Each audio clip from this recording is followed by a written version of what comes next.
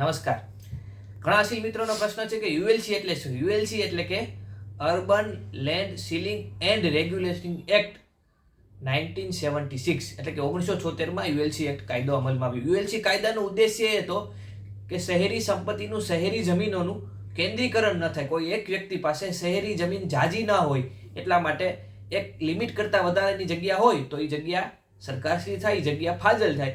એટલા માટે urban land ceiling act કાયદો પસાર કરવામાં આવ્યો. આનો સિમ્પલ મિનિંગ થાય યુએલસી. હવે એ યુએલસી કાયદો, એ યુએલસી રિપીલ એક્ટ 1999 એટલે 1999માં યુએલસી કાયદો નાબૂદ થઈ ગયો, પણ એની અસર 1999 પછી આજ પણ 27 વર્ષ સુધી એની અસર આપણે જોવા જઈએ તો યુએલસીમાં ફાજલ થઈ ગયેલી જગ્યા હોય, એ ફાજલ થઈ ગયેલી જગ્યાની નામકમી જ્યાં સુધી ન થાય ત્યાં સુધી આપણે એનો દસ્તાવેજ નોંધી શકતા નથી. હાલમાં જ સબ રજિસ્ટ્રારે નોંધણી નિરીક્ષકે એવો આદેશ બહાર પાડ્યો કે યુએલસીની જગ્યા ફાજલ થઈ હોય તો પણ એનો અભિપ્રાય કલેક્ટર પાસેથી, યુએલસી શાખા પાસેથી લેવો ફરજિયાત છે. એટલે યુએલસીનો કાયદો ભલે 1999માં રદ થઈ ગયો, પણ 27 વર્ષ પછી આજ પણ આપણે યુએલસીની અસર ભોગવી રહ્યા છીએ. અને યુએલસીમાં જો કોઈ જગ્યા હોય તો એ સરકારશ્રી જગ્યા ગણાય, સરકારશ્રીની ફાજલ જગ્યા ગણાય.